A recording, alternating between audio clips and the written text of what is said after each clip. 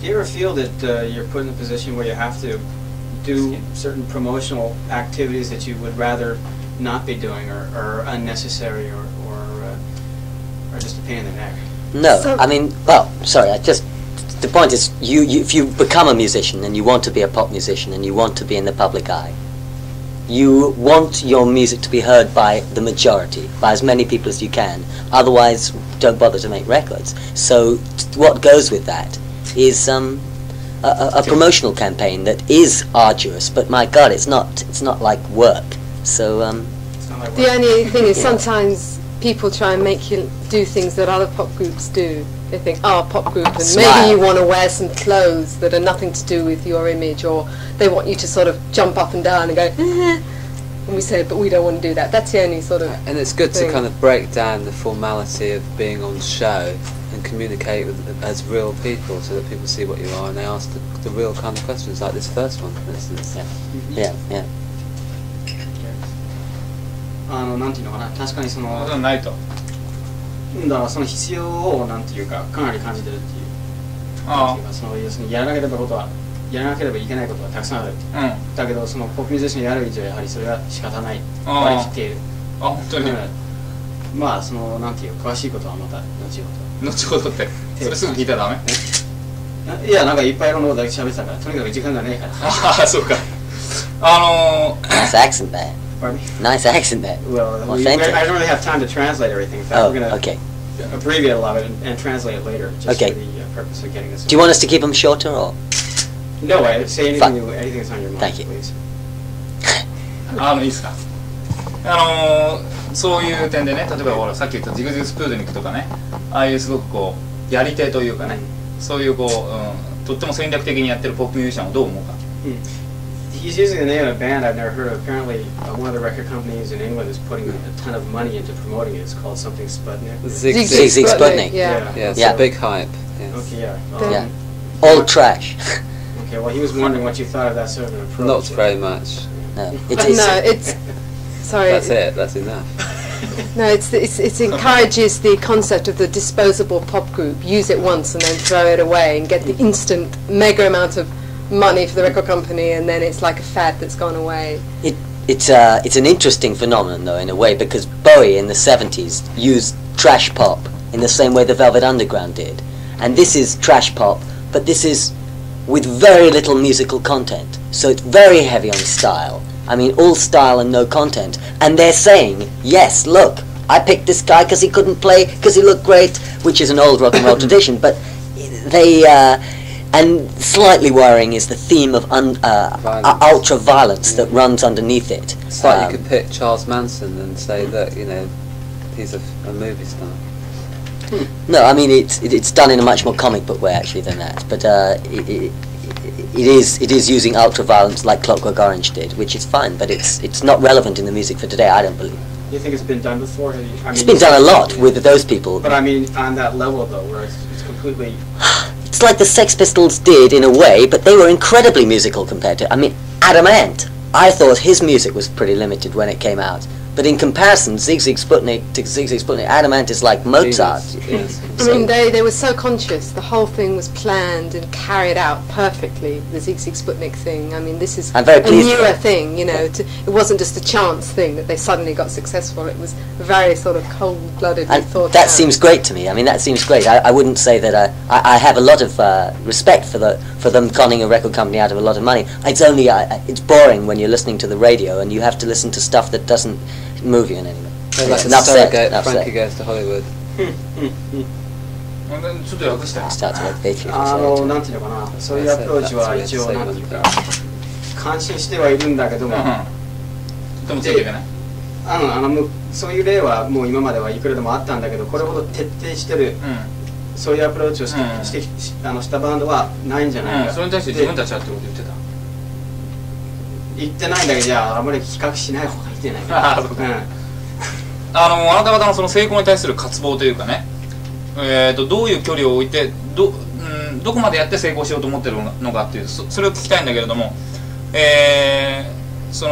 まあ自分たちの実力アップのためにとにかく、まあ運に任せて成功するというタイプなのか、それともなんとかこう戦略的に作っていってね成功するっていうタイプなのか、それとも10年後に、あれは良かったというバンドだ、いいバンドだっていうふうに評価されたいのか、その辺どうなんでしょう。 You could probably define success in many different ways. For the time being, let's talk about success in terms of just record sales and popularity. In your own case, is it something you would like to see happen but haven't really made a conscious effort at? Or do you think there has been a conscious effort made at succeeding in those terms? Good question. Yeah, when we started out, we'd been very unsuccessful in my last band called The Act, and Gilbert had been in that band as well. And we did everything that I felt was right for the time. I was in a punk band that mixed the Byrds guitar jangle with Elvis Costello type lyrics. 4 or 5 years before everyone was playing the guitar like the Byrds, and it seemed to be pop but punk, so it should have worked. It looked great, but it didn't work. So coming off the back of that and kind of being slightly depressed, Gilbert and I sat down and said, let's make this band exactly what we want to be, regardless of what's fashionable now or what seems like it'll be successful. Let's just do what we want and try and say that by the time we actually get a record deal, things will have changed so much it'll come to us. So we set about making very melodic music, which we liked, and very arranged music, when the climate of the times was funk and dance music. And what that did was that made sure we didn't get a record deal for about 2 years. And everybody who heard Life in a Northern Town, even the finished version, was saying to us, this'll never happen. So, and it took an underground man, head of a very small record label called Rough Trade, a guy called Jeff Travis. Took him to say, I'll take this to America and get a deal with it. So we didn't consciously try to tailor it for success. We tried to tailor it for what we liked. Likewise, our image. We decided if punk was 10 years ago, why have short spiky hair and little leather ties? Let's be realistic. What do we really want to be? We want to be ourselves. What do we want to wear, you know? So having said that, I think we've all got a very good idea of what works commercially. We like, I think quality in the end really works. I mean, obviously things like Zig Zig Sputnik can work, but quality does work, and we're very into quality on all fronts of arrangement and lyrics and music. The best we can do. Experimentation and actually breaking new barriers, hopefully for ourselves, if no one else. Well, let's put it this way: did you scrap anything for the album? Loads, tons. Well, some of them were too commercial. Too commercial. Some of them for us were too poppy, sounded too poppy, and other ones were not recorded right. I have a feeling, I know your answer to the question, but what did you use as your criteria? What moved us, what we felt was successful to our own goals, our own, not selling ourselves out.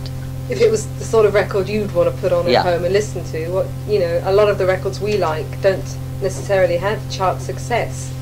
Most of them don't. Yeah, I mean, so if one can make a record that you really like and means something different to you, and yet can cross over into the charts.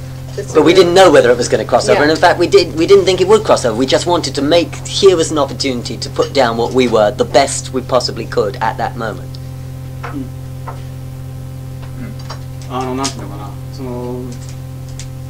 やり始めてバンドは、なんていうのかな、割とはっきりしたイメージが頭の中にあった。で、要するにそれが自分の目標だった。で、それが売れようが売れまいが、とにかくなんていうのかな、その目標を達成したかった。要するにこういうバンドをやりたいんだっていうはっきりしたイメージがあった。で、そういうコースをずっと辿って、で、なんていうのかな、そのデビューアルバムを作ったわけ。とにかく自分たちにとって納得できるものを。で、現在もそうなの？How about right now then? You think you still are basically following the same course, or has your success changed your approach at all? Well, it's just limited our time. And we're really looking forward to going back in about 2 weeks to actually get down to using the new technology available. Nick's going to play electric guitar, whereas he suspended that challenge for the initial part of the Dream Academy. It was acoustic guitar because through the album, but we're going to combine it with new synthesis, etc. I mean, the thing about making a first album is you want to. I was conscious of wanting to, I suppose, in a way, we did tailor it in certain respects because I wanted to make a stamp that would be instantly recognizable. So I wanted to use acoustic guitar on a lot of tracks, an oboe on a lot of tracks, so that people would say that's the Dream Academy. But now that phase is gone. There's no need to stick to that. I always loved playing electric guitar, and there seems no reason to not to. When we've matured, our sound has matured now, and we've gained a lot of experience from going around the world listening to what songs are successful everywhere, instead of just listening to our own things that we like. Well, not just songs, but the culture. Hopefully we can take some of the real Japanese culture, ethnic instruments. It's not just commercial records. But it's interesting that we're hearing those records as we go too, even in the discos, and that seeps into what you're doing, and you think, now why does this Baltimora, why is this big all over the world? Why do you hear this everywhere and people love it? It must have something so simple as well as the beat, you know, and in a way maybe the hey mama mama. So that seeps into your brain as well as the ethnic experiences and the experiences of going to a country like the Philippines that's just had a revolution, and the positive spirit that seems to bring. When you go to a new place, how do you get in touch with the local culture?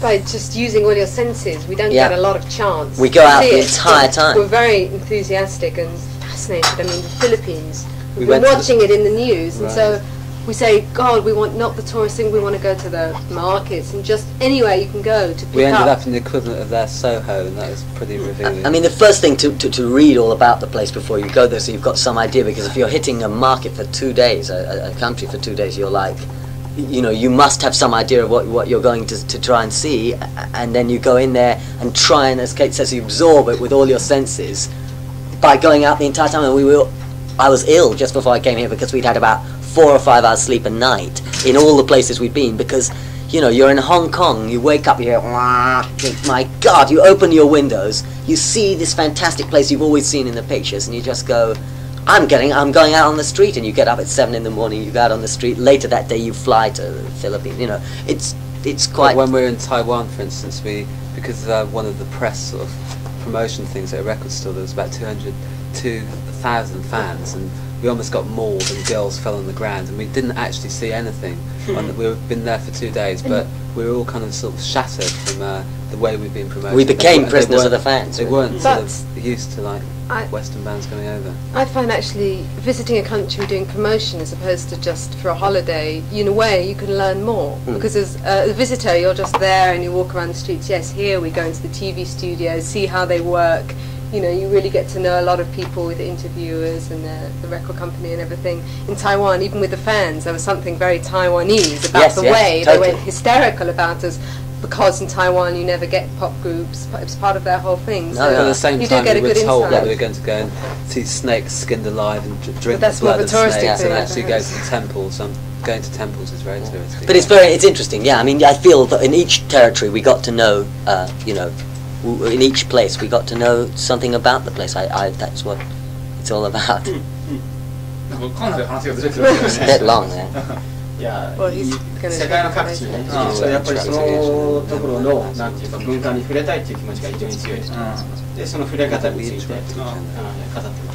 ちょっと話題が変わるんですけど、最近インタビューすることにバーズファンっていうのは非常に多くてね、この前インタビューしたアイスクリームワックスとかね、それから R.E.M. なんかもそうだし、あなた方もそうだと思うんですけども、そういうのってのは単にその世代的なね問題なんでしょうか。Interviewing a lot of different musicians these days, he finds a lot of them are Byrds fans, and you apparently said in an interview that the Byrds were a band that you like, the Byrds. They're a big band for me, yeah. Is that just because of your age, or because of a resurgence of popularity?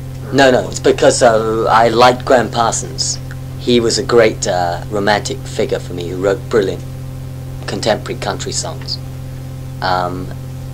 And he died in very poignant circumstances of overdosing on pills and alcohol in the back of a car, just like his hero Hank Williams. And so this tradition made me listen again to the Byrds and hear what they had to offer, which was namely great harmonies and wonderful jangling guitar. But there's such an overdose of Byrds mania now. I wouldn't dream of listening to them now. But I would listen to groups like Love, who I think are very, very underrated, and always seem to... The Doors always got the lion's share of the attention, but Love are the great band for me. But Love seem to be appreciated by the same people who all listen to the Byrds as well. Do they? Good. Yeah. Not enough for me. Not. I mean, you never hear Love records anywhere. In the early 80s, a lot of people were copying Love. I mean, look at what was that group, that little group? There's only two groups I can think of: Julian Cope and yeah, the other one, whatever they call it.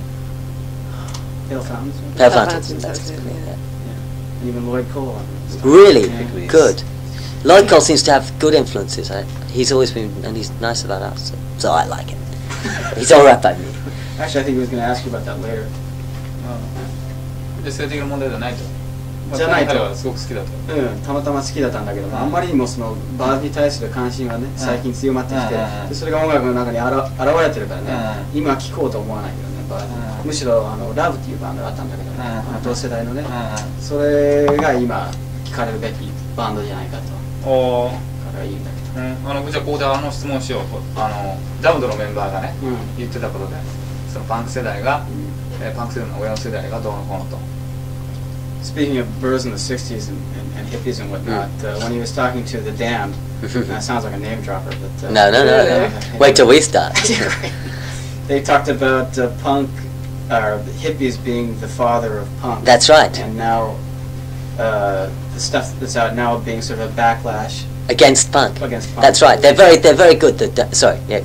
Anyway, yeah, we'll comment. I remember going to... Mark Bolan from T-Rex took me to see the Damned in the Roxy, where... this Sex Pistols, the Clash, and everyone started, because he wanted to take them on tour, and they always had this clear vision of what they were doing, and Captain Sensible, I don't know if you know him, who was originally in the Damned, has now had a very lucrative solo career in Europe, probably, by really going psychedelic and backlashing against punk before even the Damned did, and he claims that they're just doing what he always told them to do. They're good. They're completely right. It is.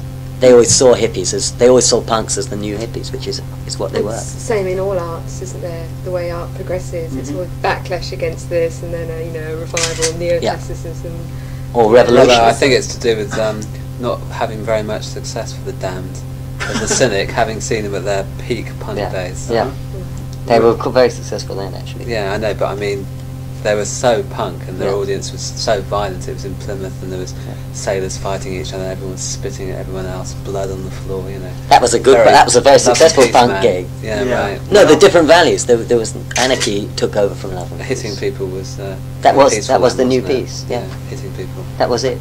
Yeah. Well, I mean, Rat Scabie said in so many words that they pretty much catered to a crowd of football hooligans. So yeah, that's right. Entertainment for them instead of a football match. Right.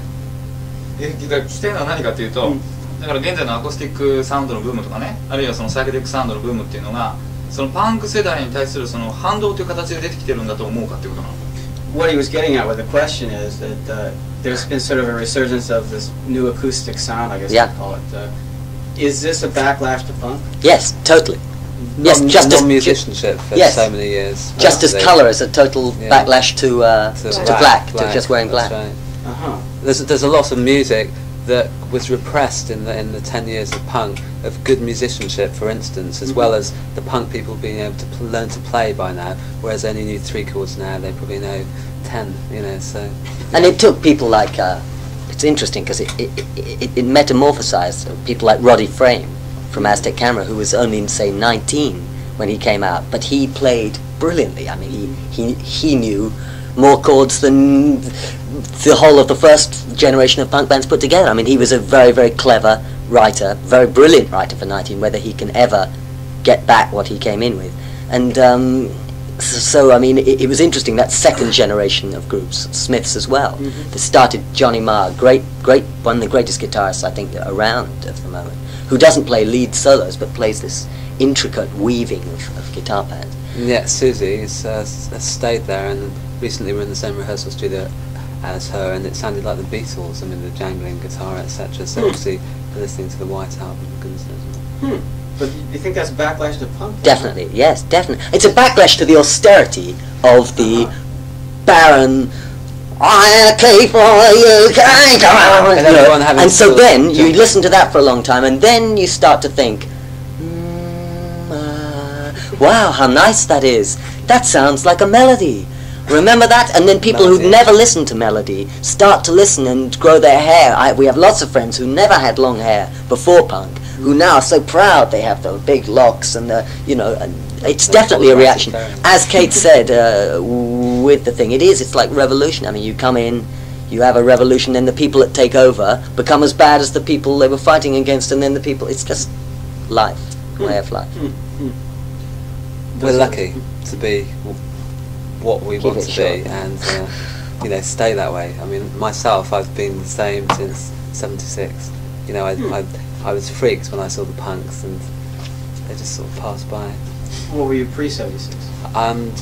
Well, in '76, I was at this very sort of idealistic music college, and like we didn't really have many punk bands, and we had like 999 came down, and it was like soil on the nice earth, you know, noisy. You think it changed it for good? It changed you for good? What, them going away? Yeah.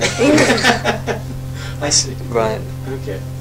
ちょっと一人ずつそのパンクの時にどうしてたかって聞いてほしいんだけど。Okay, we got your background about what happened to you at the time. How about you? What about you when punk came out? At the punk time? Yeah. I was actually living in California in the key year when the Sex Pistols exploded on the world, and I didn't really hear much about it where I was living, and I came back and I sort of witnessed this whole thing, but very much from the outside. I didn't feel caught up in it, and it was actually alien to my own spirit. However much I could try, and I didn't try, I couldn't really feel a sort of punk ethic in myself. So I think it's very interesting in retrospect, and I think the Sex Pistols were brilliant in retrospect, and the Clash as well.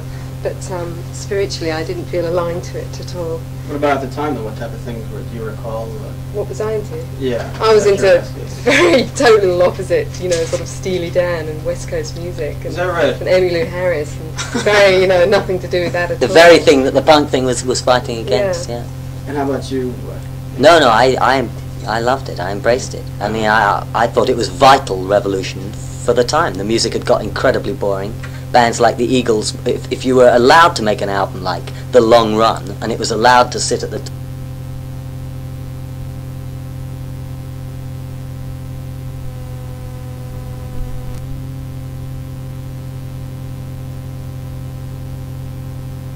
was a tragedy. This was a tragedy, and I felt bands like Steely Dan and all those bands, the time had come for them to move along, you know, so revolution was needed, and even if the people couldn't play properly, it was important. And I think music is like life, and you must keep changing. I don't think it's good to say I'm just as I was in 1976 or 1974 or 73. I think you change just like the ocean changed, just like the just like the world. I mean, did you have a punk haircut? Yeah, totally. What, spiky? Yeah. It's total. I loved my spike. What, sort of Mohican? Yeah? No, oh, not a Mohican. I wasn't that's room for individualism and everything. I hope so. That's why everyone doesn't have to be a punk just because it comes along with the latest trends. So I don't actually ultimately believe in trends. I mean, no, that's one of Gilbert's against trends, but for me, I actually believe that you're born with a spirit, as Kate used the word spirit, and you nurture that spirit, but you stay always true to yourself. And you might see things go by, and if you can see some sympathy, go with it, but don't just follow trends. I guess in Britain, one of the dangers you have there is the thing. For example, the thing for a while was glam, then it was that's right. It takes over every time. 45. Yeah. Revival, 50s revival, very big. Then a 60s revival. Then a psychedelic revival. Then that dropped, and then something else. 50s jazz. Jazz, very big, very big. Yeah, I think you just have to, you do have to say at some point in your life, I'm not going to. Don't follow leaders. Watch the parking meters.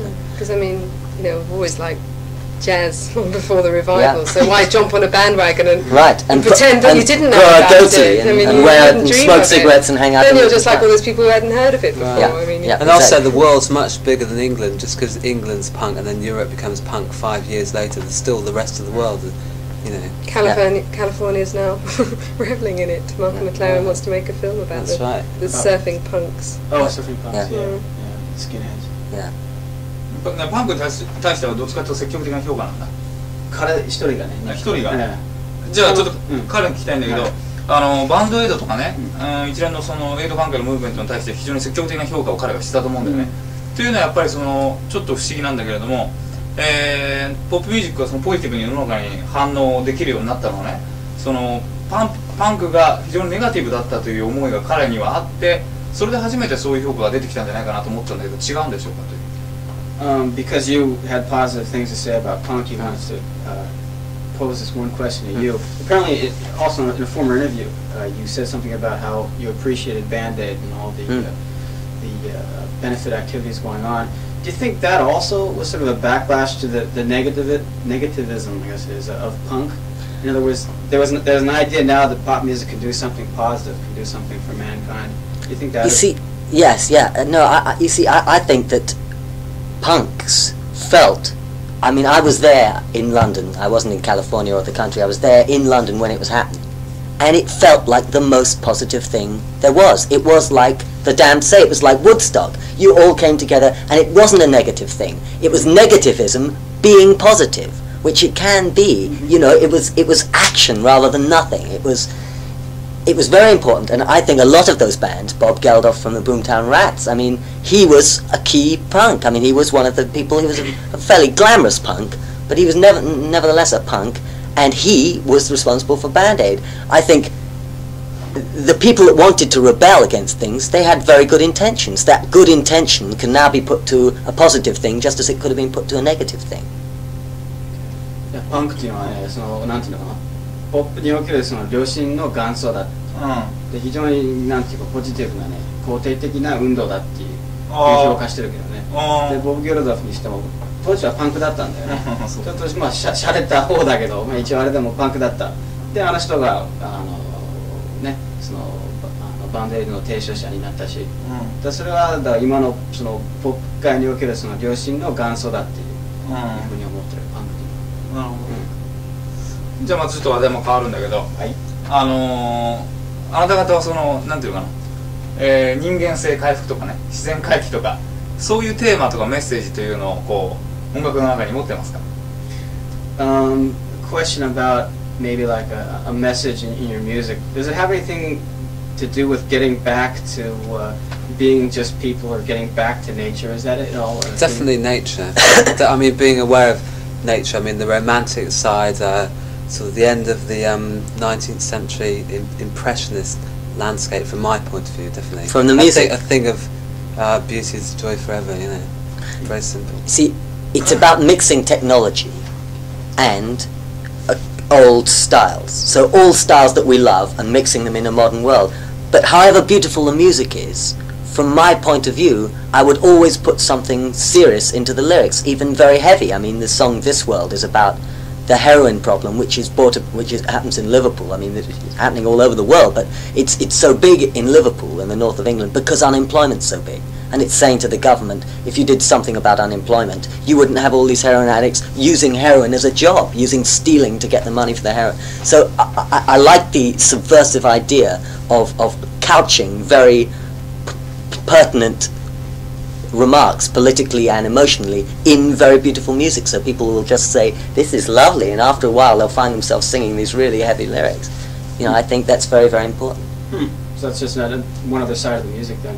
That's what I think that's my part of the message, is that, and trying to set out a kind of idealistic way that comes through in the lyrics, that there'll be a sort of idealistic message, but not idealistic blinkering what's going on in the world, but idealistic saying, this is what's happening, this is my point of view, let's try and do something. That's not to say that all the music is soft at all. Not soft, but beautiful. But it's like, it can be soulful, and that's like more than beautiful. It's just like, it's still like a heavy emotion. Yeah.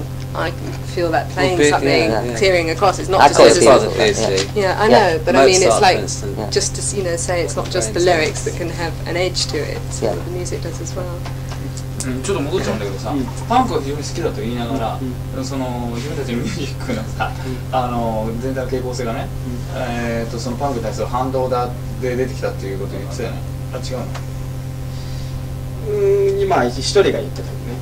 そのようなこと言ってたけど。もうその話でも終わってるけどね。終わってる。今ことするとおかしい。でもね、まだ聞きたいことはかなりあるでしょ。あ、そう。それにこだわったらね、長すぎる。今ありませんよ。そうですか。失礼しました。じゃあ今のはもう切っていいね。あなたのそのボーカルはすごく上手くて綺麗なんですけれども、特別なレッスンを受けたりしたんですか？彼に対して一人。彼がリードを。Praise for your vocals. Have you ever taken lessons? Yeah, when I was 16 and I started singing, I couldn't, reach certain notes. So I went to a teacher who was very kind of Zen. And she made me realize about what you have, where your breathing is. And she taught me about breathing. And after about 6 or 7 months, maybe a year, I had the breathing, so I didn't have to think about it. So, but that was 10 years ago, or 12 years ago. But you've basically been able to improve since then. Oh yeah, thank goodness, yes. But well, I mean, just trying to do different things the whole time. Trying to do falsetto things, trying to sing very deep. But mainly it's the emotional thing that drives the voice. 今度はみんな一人ずつ聞きたいんだけど、この二人が共作しながらね、作詞作曲の面で非常に力を発揮してるんだけども、そういう面は置いといて、自分たちのそのステージパフォーマーとかね、パフォーマンスとかあるいはそのプレイヤーとして自己評価をそれぞれどういうふうにしてるか、言ってください。He wants to have you each evaluate yourselves. Stage performance. This one, our stage performance. Yeah, I mean evaluate yourself. 多分ラッキーのプレイヤーとしての I understand. Yeah. Yeah, it's like I have a small ego. I've been in 2 groups, and in both I feel my stage performance has been perhaps different from others in that I'm quite introverted and I don't do a lot of this and sort of, I don't wear a sexy dress and I play a strange instrument and I have bits where I don't play and then I think, what do I do? So I want to make the bits that I don't do anything in a bit better, but it's quite a demure stage performance. Are you not? Yes, you're not just talking about stage performance, are you? You're talking about yourself. I was just going to note that maybe he did say stage performance, but I think maybe he means overall performances. So yes. in life. Yes, in life, as a character. As a person. No, I mean just as a musician. As a musician. Yeah. Evaluate. Oh, in my playing and things. Yes. Yeah. This is more revealing well, what they think with of the you oboe, than which is the instrument I've played the oboe now for 17 years. So it's like second nature to me, and so I love it when I play, and I feel I can pick up things very quickly, and I always have lots of emotion, lots of sadness in my body that I can express through it naturally. And now I'm learning the saxophone because I wanted to be able to express something a bit more dynamic, and that's extended my range, and I'm trying to develop my own particular style of sax playing to be a very expressive and different from Clarence Clemens perhaps, but I'm still very much working on it. What kind of style have you adopted? It's hard to imagine like an oboe player playing like David Sanborn. I don't know, I'm playing on Moving On the album, but that's like the first thing I did. Now I've got a much better mouthpiece and a better tone, so no, not like David Sanborn particularly. I don't know. I can't tell. Stan Getz meets. Not really. I don't really sound like Stan Getz either. I mean, I play. My melodies are more slightly jazzy. It is. Yeah, Jerry Mulligan-y a bit, or people. Depends on the music. I like to be able to draw on the spirit of lots of different saxophone players and confuse them with the spirit of Kate St. John. How about you? Me, I'm a real oddity. There's one space oddity. That's right. There's one side of me that is concerned with technique, and recently when I was working on some Mozart, and I mean, like, scales are really important for me to keep up on the piano. But there's the other side, which is jazz experimentation, Keith Jarrett explorations on the keyboard, where I just sit down and I'll play for 2 hours, and music will happen, and it won't come out again. It'll be different the next time. And then there's the other side, which is the exploration of sound, and that is anything from a dog coughing, which would be sampled, to a budgerigar, puking up, right? Whatever, the punk budgerigar can be a hippie one. That's right. So it's just like, well, if it has to. I mean, there is, as I was using like the talk about the romantic sort of period at the end of the 9th century, sort of impressionist period, Debussy, Eric Satie. I mean, there's all those landscapes that I love in art, and they are in my mind, and ultimately I suppose I'd like to create that landscape most of all. Being in your own band, though, I would imagine that you probably think that you have carte blanche, you can do whatever you want, but I would imagine the Dream Academy only demands a certain part of you. As side of you. And I feel that there are other parts that I will explore, you know, on my own, and I need to, because I don't actually do as much as I can. No, none of it. It's the nature of being in a group. I mean, that hopefully on the next LP, you know, there will be some instrumentals, because like, it's just all been songs so far. The rhythm, very important to me, right hand, driving rhythm on the guitar, and melody, you know, top line melody is what I generally write most of the top line melodies, and come up with a lot of melodies on the guitar that I then put into the songs in some way. I like arranging. I like to co-arrange with everyone because I'm very into arranging, and production is really my real thing. That's what because I think I hear what he hears in his head, but I can try and get it on tape, and that's what I try to do. Is what, you know, is his vision, my vision, Kate's vision, and then just to try and get that with the best sound quality possible on tape and singing. I want to talk to the three of you. I get the impression that you're kind of not hyperactive, but brimming with enthusiasm. That's What's the story here? Does he pull you guys through the sessions, or he's hyperactive? No doubt about it. When you guys want to go out for a little break, he's still in the studio. Well, no, I mean, we're all dedicated to working. We just approach it differently. I've kind of worked with people like you before, Nick, and I know there's always one guy who That's right, there always is. Yeah, there's always one guy kind of pulls the whole organization through when everybody else is just kind of sick and tired. Let's call it a day. No, just a little longer, That's right, begging, in songs like Johnny New, like begging everyone to stay in the 4 studio. in the morning, that's right. But, you know, sometimes it's 6 in the morning, sometimes it's 8 in the morning. You just have, you know, we're all different characters, and that's what's good about the Dream Academy. I mean, it's 3 individuals. Hence, we don't agree on punk, we don't agree on millions of things, but we make the music. We don't even agree on some of the music that we do make, but the music that we do make is the Dream Academy. It's the 3 of us. That's what makes Dream Academy music, and the other music is really is our individual stuff, and it's nice to have so many avenues. Because we are all extremely creative individuals, and it's just finding a way of actually getting that through. I know. I'm also very good at hair. That's right. That's right. I'm pretty artistic with That's right. I mean, it's like modern sculpture.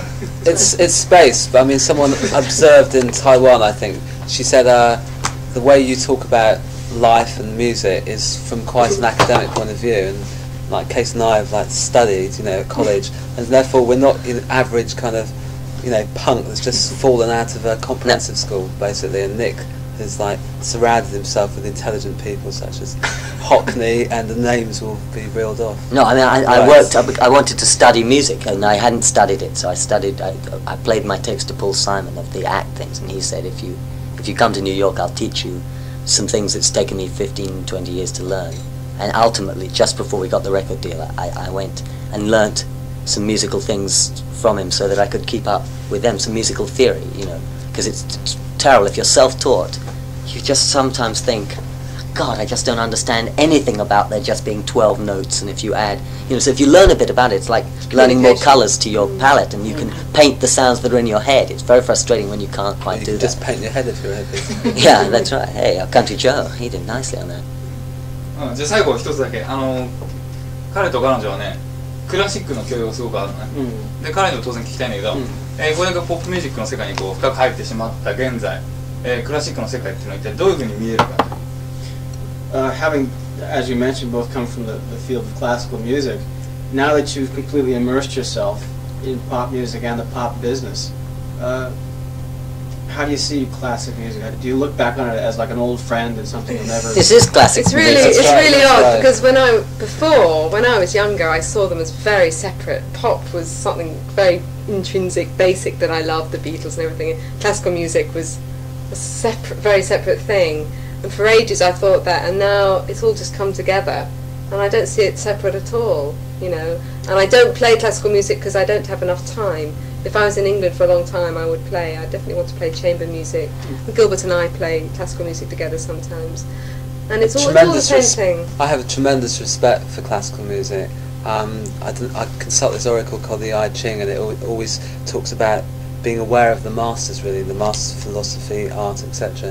The fact that it has survived so long, you know, must mean something. And yesterday or the day before, there was a girl playing some Chopin downstairs, and I just, you know, that's brilliant. I love that, as well as what we're doing. It's true. I love it too. I would never have not listened to classical music. I mean, the Beatles got me into it via Roll Over Beethoven, and then I started listening and saw it was just bigger versions of pop music. I mean, Mozart was pop. He was popular. That's what pop music is. I mean, this is the music today. The great music will last. I think Sakamoto's theme tune to Merry Christmas, Mr. Lawrence has got to be as important as Eric Satie, a couple of his pieces, because why not? You know, but it's people's minds that are stopping it being. But it's hard. Classic. I mean, it's for some classical music is an acquired taste. It's like eating olives. So is some. I mean, I've had to grow up to appreciate it. That's I right. couldn't appreciate a lot of it when I was younger. I only liked the very light things. That's like punk music. And only now, exactly. Only now am I beginning to like Wagner. I never liked him before. You know, Wagner, the granddaddy of punk, that great punk himself. And lots of the classical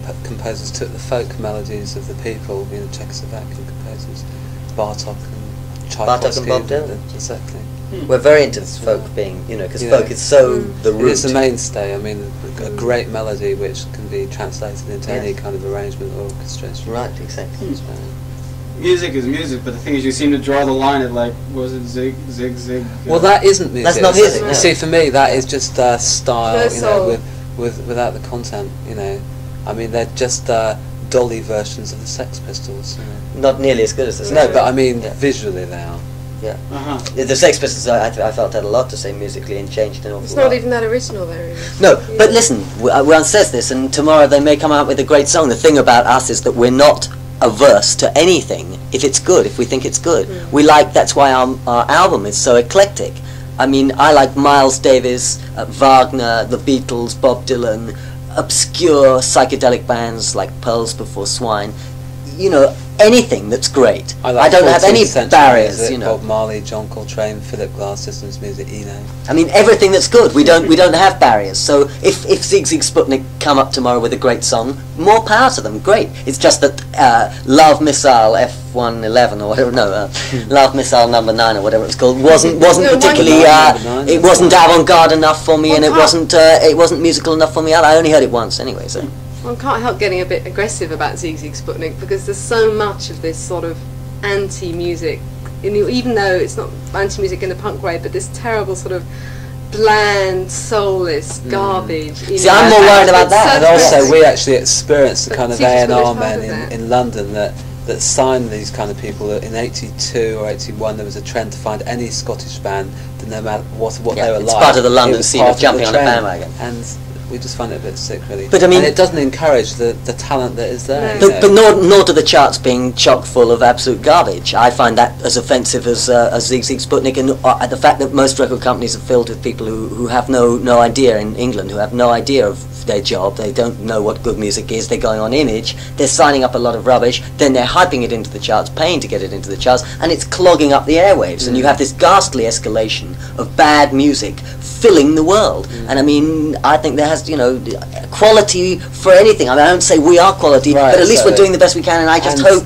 I know there's a lot of other people doing it and too. Sort of backing that up, the review that we had of the LP and the Melody Maker, the best thing I thought that they said was it was a brave LP because we're doing what we want to, you know, and we're trying, you know. That's it. We're not very just trying. Yes, that's right. Extremely.